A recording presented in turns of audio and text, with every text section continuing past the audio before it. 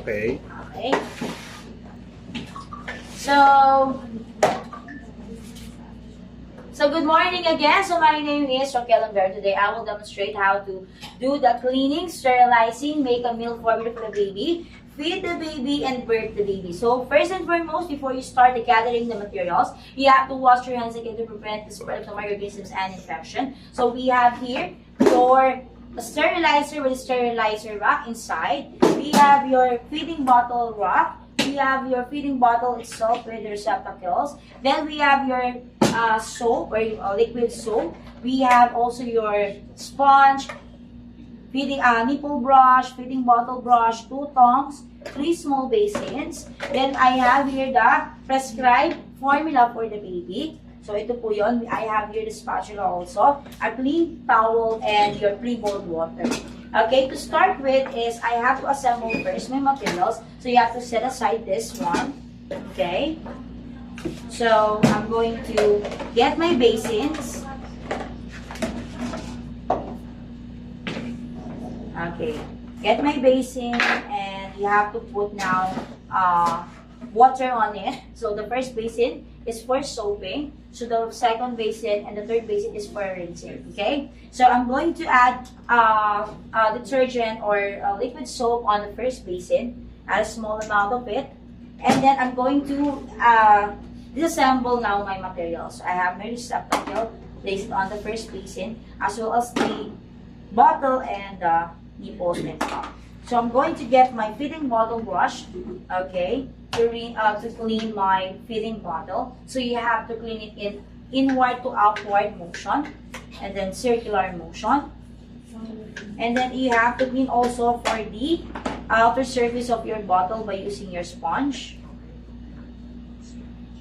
And then place this on the second basin. Okay? So you have to clean also for the receptacles, for your cup, just a sponge, and also for your nipple.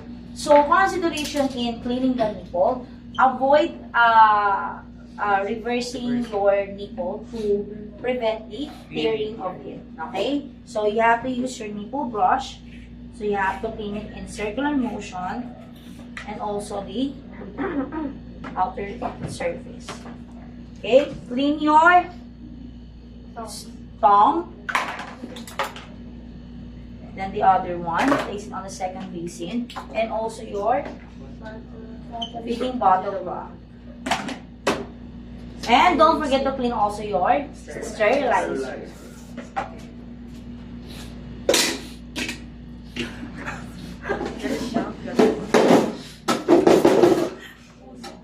Clean your sterilizer rack.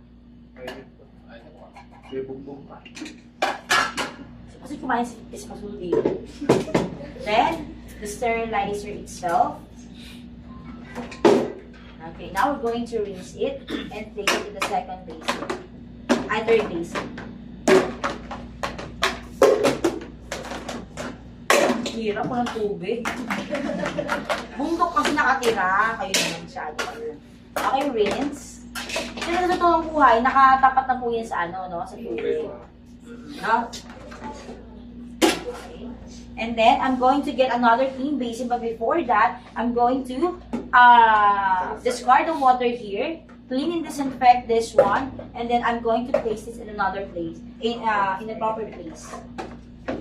Then I'm going to get another clean basin.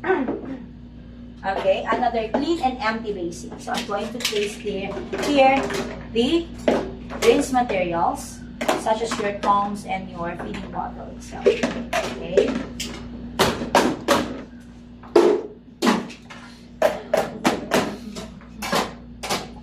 Then discard the water here.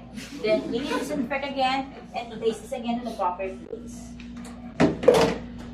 Okay, now I'm going to sterilize the article. So in sterilizing, you have to assemble first your sterilizer. So I have here the sterilizer and the sterilizer rack. But before I put this one, I'm going to add first 1/4 full of water. So, why 1/4 full of water? Because we're not going to boil the feeding bottle. If you're going to add half or 3/4 full of water, masusok na lahat ng mga gamit niyo, no? So, if you're going to boil your feeding bottle, it might cause cloudy effect on your feeding bottle. It might damage, and then also it might damage the print or the design of your bottle. Okay, so add 1/4 full of water because the steam will clean the feeding bottle itself. Okay, so you have to place there your sterilizer rack, and don't forget to get the stove. I have the stove.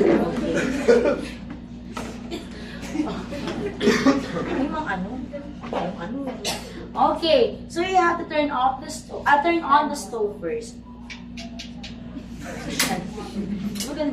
And wait until it reaches the boiling point of 100 degrees centigrade. Okay, after the 100 degrees centigrade, you can now open the lid, and we're going to add the large articles. Okay, so in opening the lid, it must be away from you to avoid scalding. Okay, so gently open your lid and then place on the table upside down to avoid the contamination of your lid.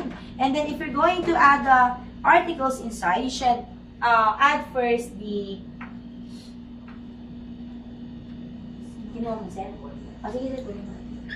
bicep.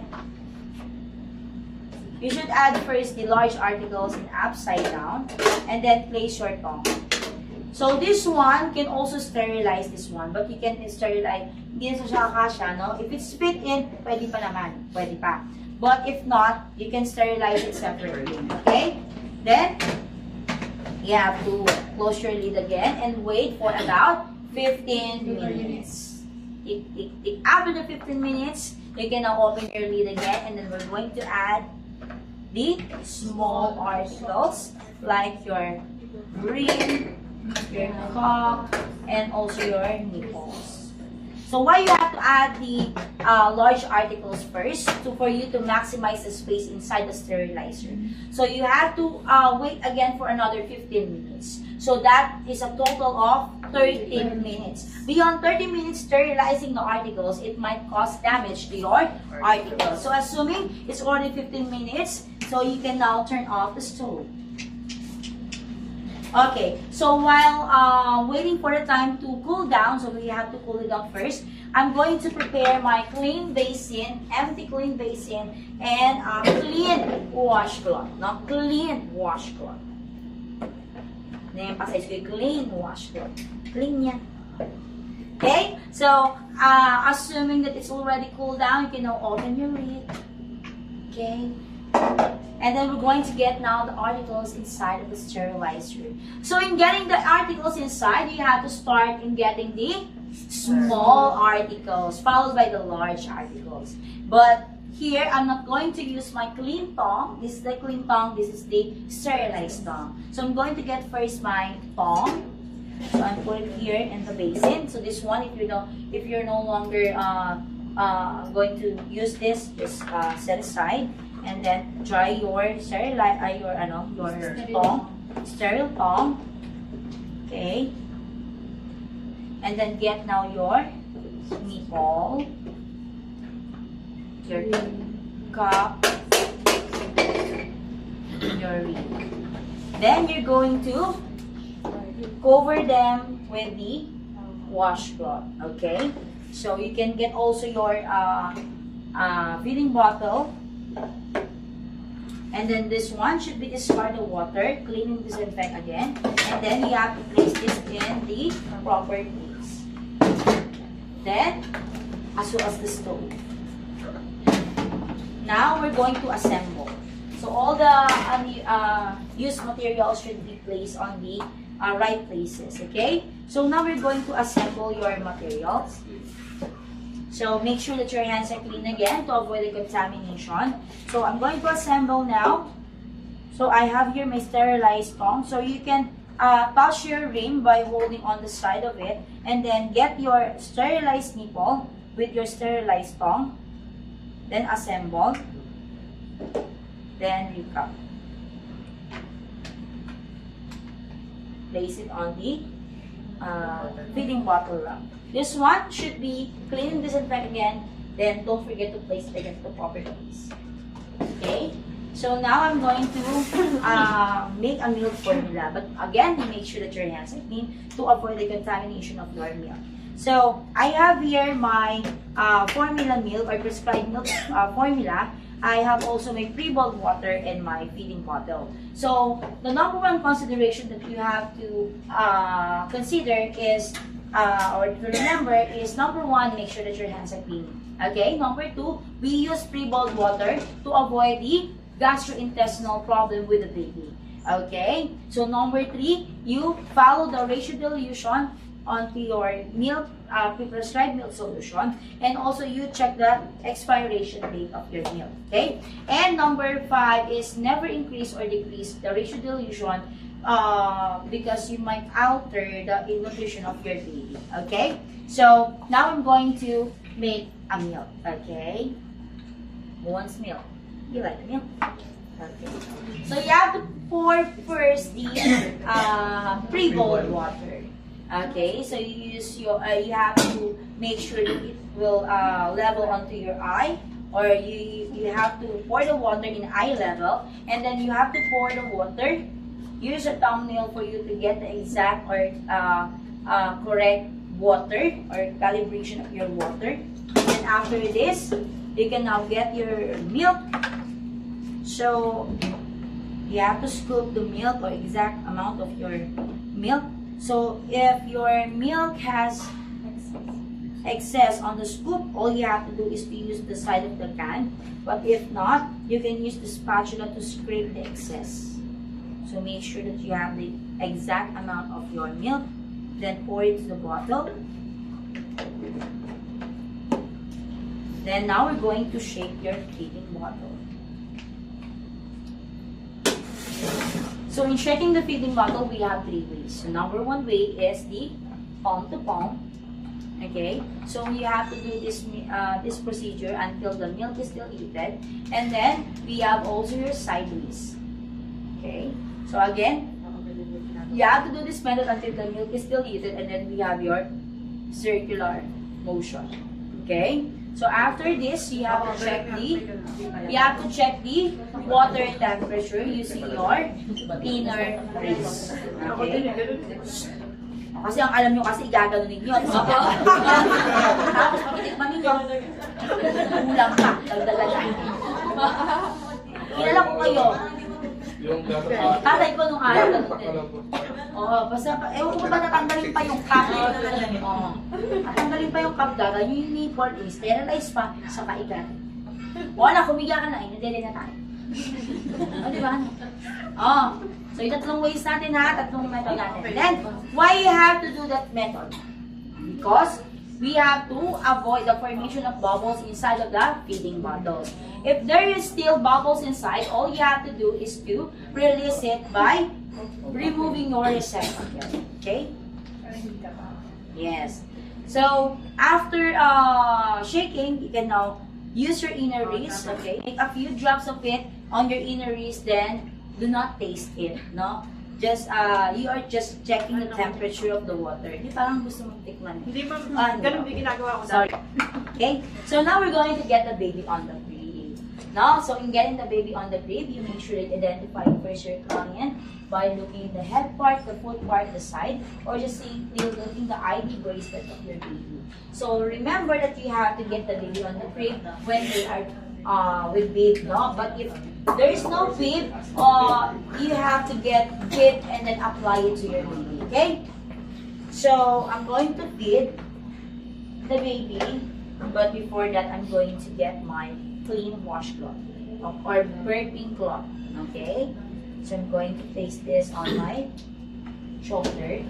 So, get the baby on the crib, make sure that you gently slide your arms around the baby's head and neck, and then support the baby's back, and place the baby on a cradle hold. Okay? So, in feeding the baby, what are the considerations? Number one, do not sway or shake the baby while the baby is feeding, and do not leave the baby alone with the feeding bottle because it might cause choking or it might cause ear infection. Okay? So after feeding the baby, so if you're going to feed the baby, you make sure that you will the head is elevated for about 20 to 30 degrees like this, no? Or the head is elevated with the body. And make sure also that you hold still the baby while you are feeding them. Okay? Then, after feeding, we're going to burp the baby. So, we have the 3 ways in burping the baby. So, the number 1 is the upright position or the shoulder hold. So, you have to place the baby on a shoulder hold position with your washcloth or burping cloth is on your shoulder. Then, make sure it will not cover their mouth and nose. So, you have to talk or you have to rub the baby's back until you heard the burp. Okay? The next one is the lap position. And Pero pinag-research ma'am. we have your lap position. So in lap position, you have to make sure that the baby's feet is dangling on your lap. Okay? And then your towel or your burping cloth should be placed on your arm. Okay? Support the cheek, the chest, the neck of the baby. And then lean forward gently and then wrap the back of the baby until you hear the burp. Or you can just stop it. Okay? The last one is your prone position. Okay? You just have to bring your burping cloth on your lap. Okay? Turn your baby on the prone position gently. Support the cheek, the chest, and the chin of the baby. Make sure that it will not cover also their mouth and nose. Okay? Just gently wrap the back of the baby until you heard the burp. Okay? So, after burping, okay, assuming that the baby is already burped, you can now place the baby on the crib for sleeping. But before that, you check first the clothes and you check also the diaper. If it's already soiled, then you have to change it. Okay, as well as the dress. Okay, so after changing, assuming I'm going to get the baby, I'm going to bring the baby again on the crib for sleeping. So you make sure that the baby is warm and comfortable when you're leaving them. So gently bring the baby on the crib. Okay.